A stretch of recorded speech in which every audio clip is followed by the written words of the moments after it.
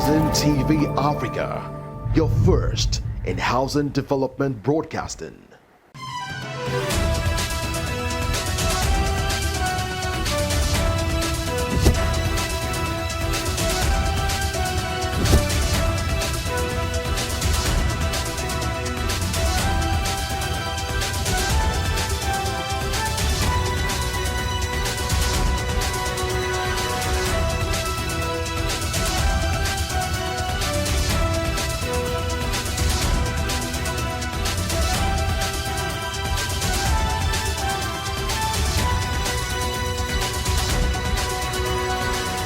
Hello and welcome to Housing TV News at the top of the hour, coming to you from our studios in the nation's capital, Abuja.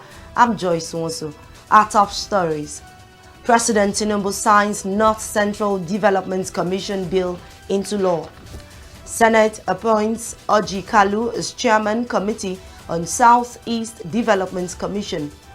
Federal Executive Council approves funds for housing projects. From the foreign scene, Trump signs order withdrawing U.S. from United Nations bodies. We begin with national matters. President Bola Tinubu has officially signed into law the bill establishing the North Central Development Commission, NCDC.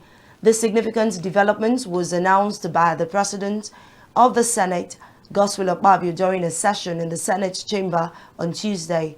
Senator Akpabio highlighted the Commission's role in promoting equitable development nationwide. The President has also assented to the North Central Development Commission Establishment Bill 2024 in order to bring development to the grassroots.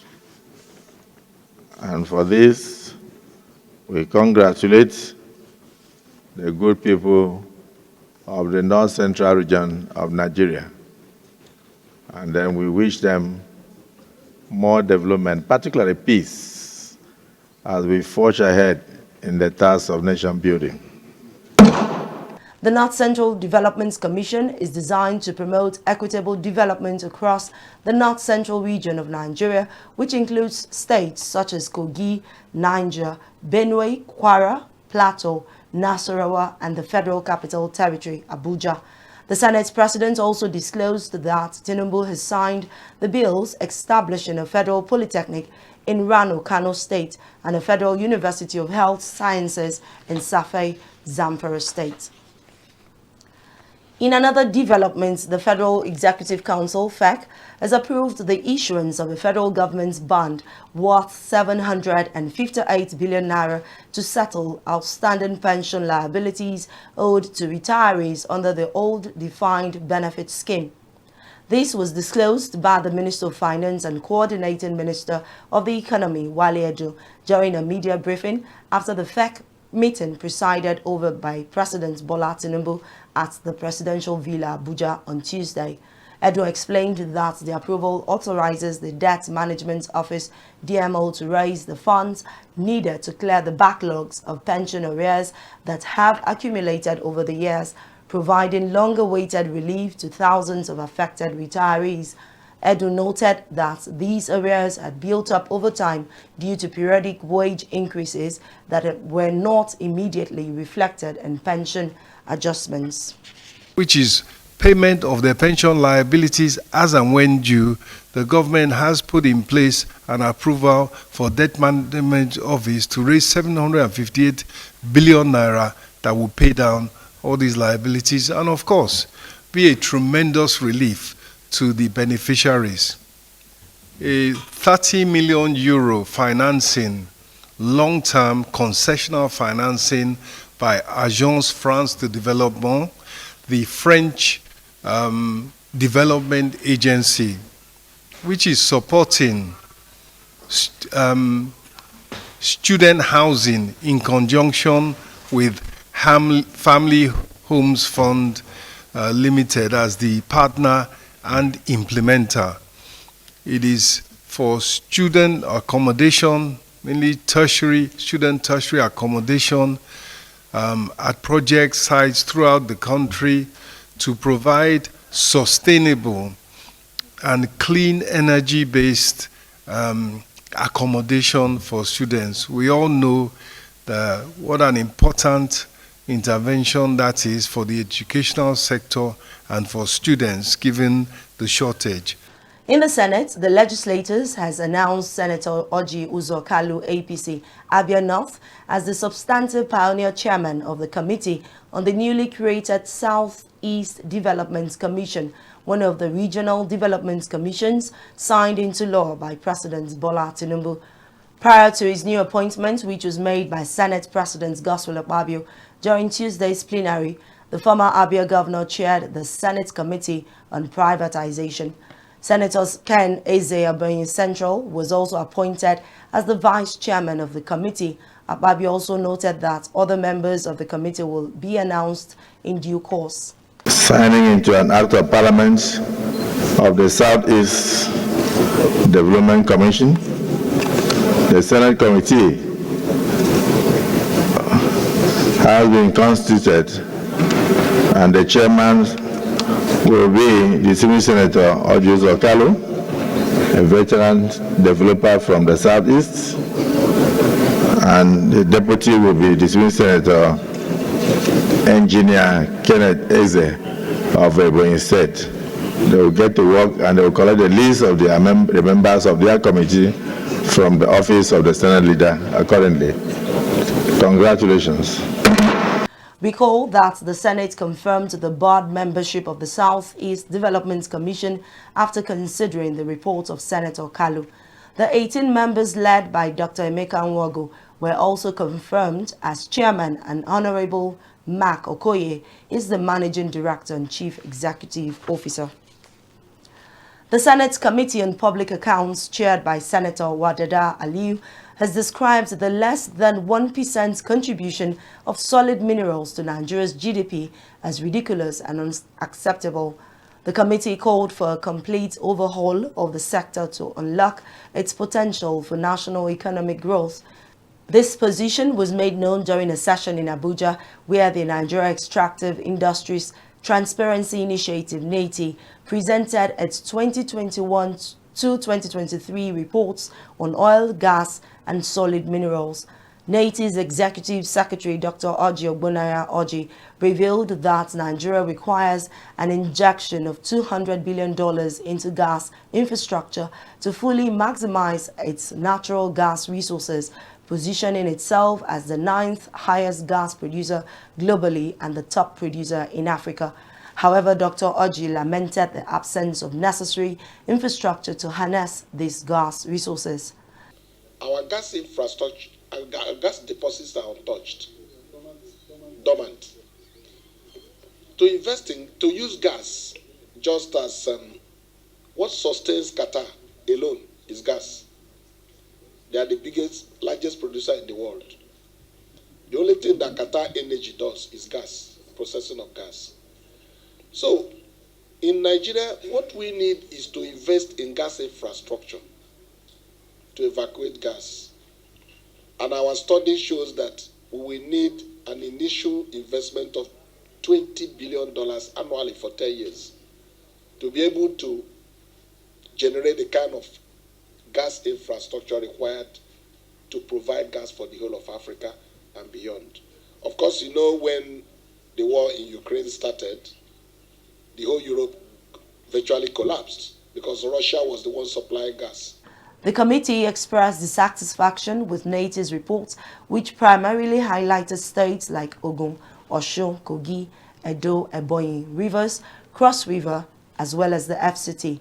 Senator Aliyu and other members criticized the exclusion of states such as Nasarawa, Zamfara, Kebbi, Plateau, and Bauchi, which are also key players in the solid minerals sector. I think it is extremely important that I add this. This we're talking about here can constitute security threat to the existence of our polity. And why am I saying this?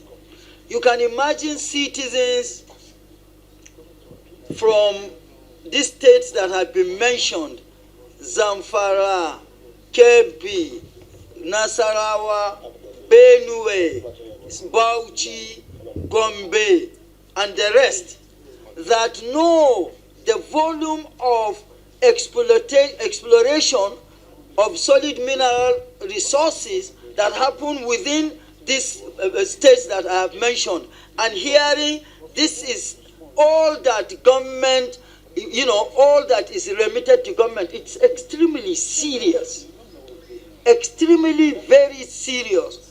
Because what I know obtains in Nasarawa State alone, you're not even talking Niger State. Niger State, gold here, gold there, this, that, plateau, tin, mining, tin, columbite, and what have you, tantalite, all. And this is all that government gets at the end of the day. We must we must take this seriously. It cannot continue. Addressing concerns about the alleged 8.5 billion naira unremitted funds by the Nigerian National Petroleum Company Limited, NNPCL, the Federal Inland Revenue Service, and the Nigerian Upstream Petroleum Regulatory Commission in 2023, Dr. Oji disclosed that the Economic and Financial Crimes Commission, EFCC, is already investigating the matter. We'll take a pause here. News stories from the build sector are up next. Please stay with us. Get credible and authentic housing news at your fingertips by downloading the Housing TV mobile app. You can also join the African International Housing Show live from across the globe through the Housing TV mobile app. The mobile app features live streaming and trending housing news. You can locate the AIHS venue via the app, network with AIHS seasoned speakers, and live chat with exhibitors. You can also order house or building materials at AIHS via this app. Download the Housing TV mobile app now from the App Store and Google Play Store. And don't forget to click on the notification button. Available for both iOS and Android users. Housing TV is also on Star Times, Channel 149 decoder. You're still watching Housing TV News at the top of the hour. Now to the build sector. The Federal Executive Council, FEC, has approved a €30 million concessional loan from the French Development Agency to support student housing projects across Nigeria.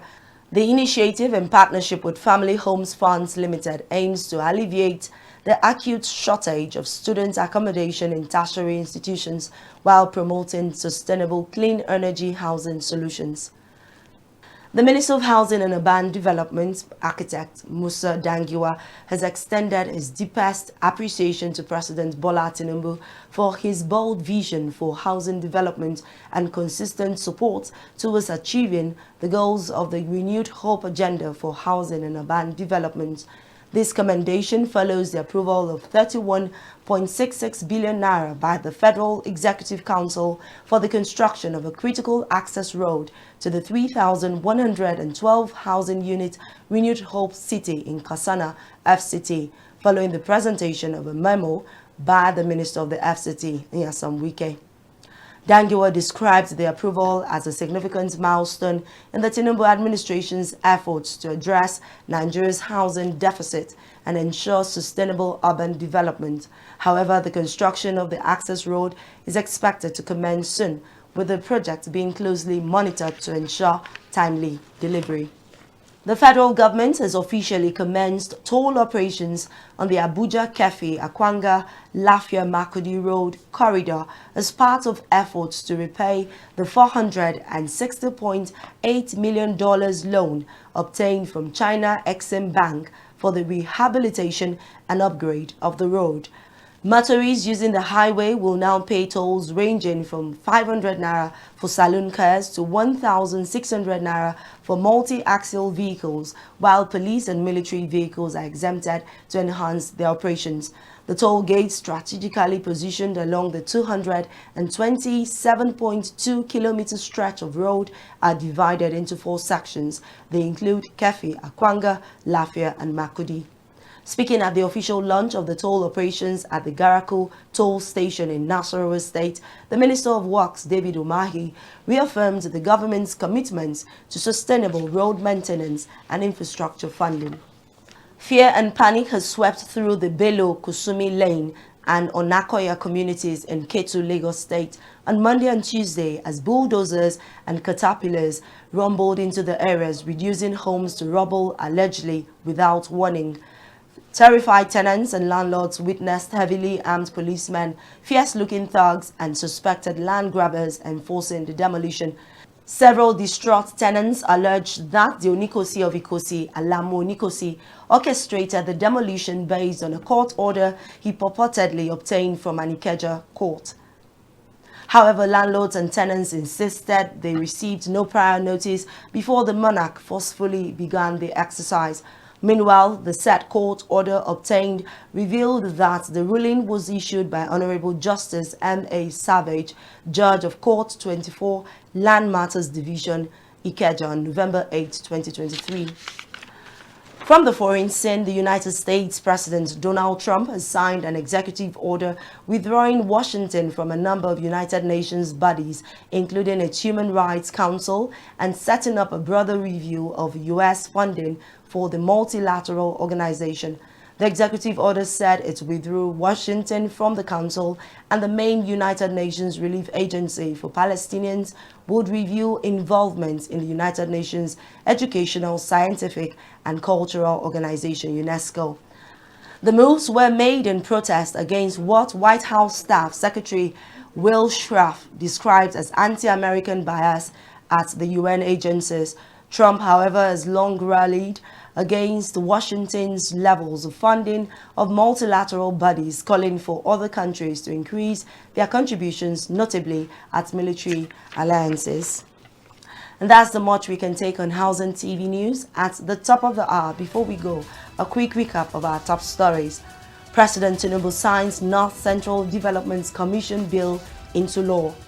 Senate appoints Orji Kalu as Chairman Committee on Southeast Development Commission. Federal Executive Council approves funds for housing projects. From the foreign scene, Trump signs order withdrawing U.S. from United Nations bodies. For more news in the housing sector, subscribe to Housing TV Africa on YouTube and follow Housing TV on all social media platforms. Download the Housing TV Africa mobile app on Google Play Store and Apple Store. I'm Joyce Onwuso. Thanks for watching.